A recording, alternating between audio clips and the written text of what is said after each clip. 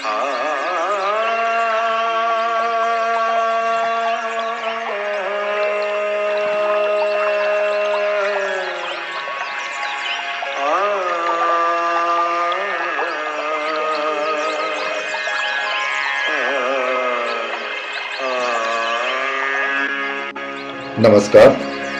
सर्वांचं स्वागत. संगीत समाधी भाग 16. लेखक ब्रह्मलीन योगीराज मनोहर हरकरे. योगशास्त्र, रागांची उत्पत्ती व अनाहत नाद. लेखक सांगतात की प्रत्येक शास्त्रांचे आधारशास्त्र म्हणजे योगशास्त्र होय.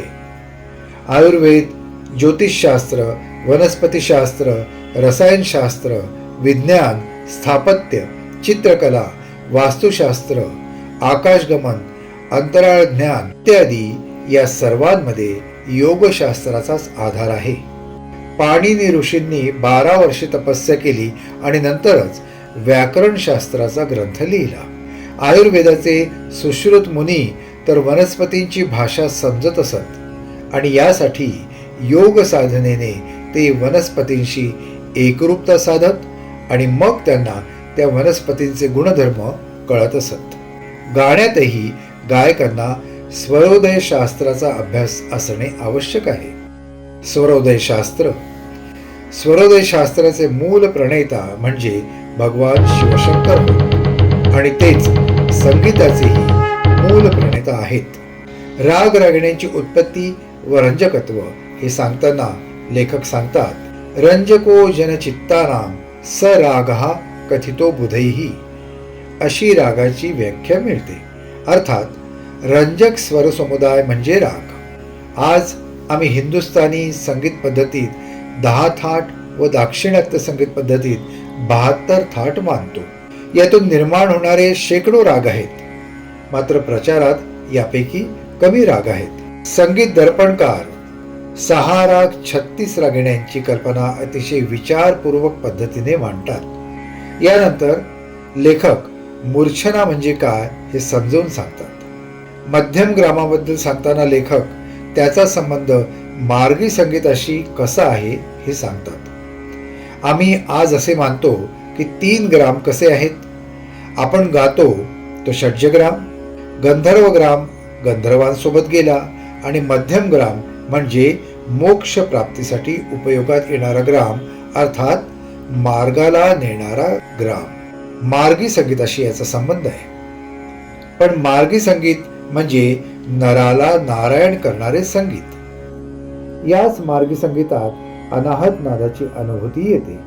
अनाहत म्हणजे अनआहत म्हणजे आघाताशिवाय आपणहून उत्पन्न होणारा स्वर्गीय नाद. सृष्टीमध्ये असे असंख्य अनाहत नाद आहेत, पण ते ऐकण्याची मानवी करण्याची क्षमता नसते.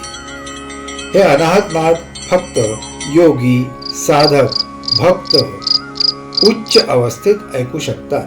म्हणून या अनाहत नादाबद्दल बऱ्याच संतांनी सुद्धा लिहून ठेवलेलं आहे. आदि शंकराचार्य, संत ज्ञानेश्वर, निवृत्तीनाथ, जनाबाई, संत कबीर, संत नामदेव, संत तुकाराम, संत मुक्ताबाई यांना या अनाहत नादाबद्दल अनुभव होता आणि त्यांनी ते सर्व लिहून ठेवले आहे. संगीत समाधी या पुस्तकात ते वाचण्यासारखे आहे. मध्यम ग्राम गाणारे, वाजवणारे फक्त नारद, पण त्याचा अनुभव घ्यायला गायकाला उच्च कोटीचा योग साधक होणे आवश्यक आहे असे लेखक सांगतात. लेखकाला स्वतःला गान समाधीत याचा अनुभव आलेला आहे.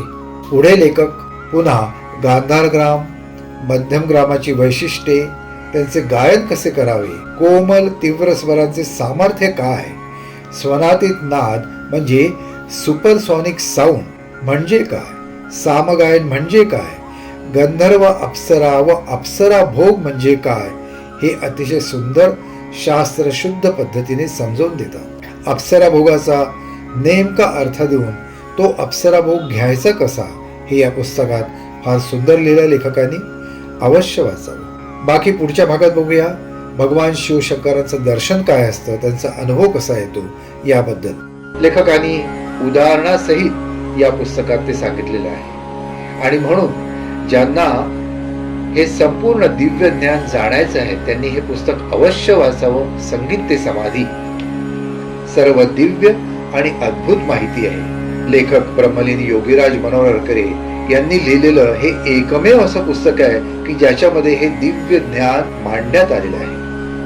हे पुस्तक आपण सर्वांनी, अर्थात सर्व गायक क्षेत्रातील सर्व गायकांनी, वादकांनी, सगळ्यांनी हे अवश्य वाचावं.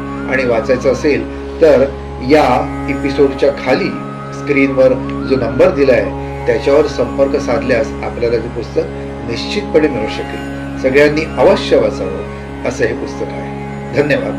आजच्या भागात एवढंच. पुन्हा भेटूया पुढच्या भागात. भजे हरि को सदा, जो भजे हरि को सदा, तोहि परम पद पाएगा, तोहि परम पद पाएगा, तोहि परम पद पाएगा.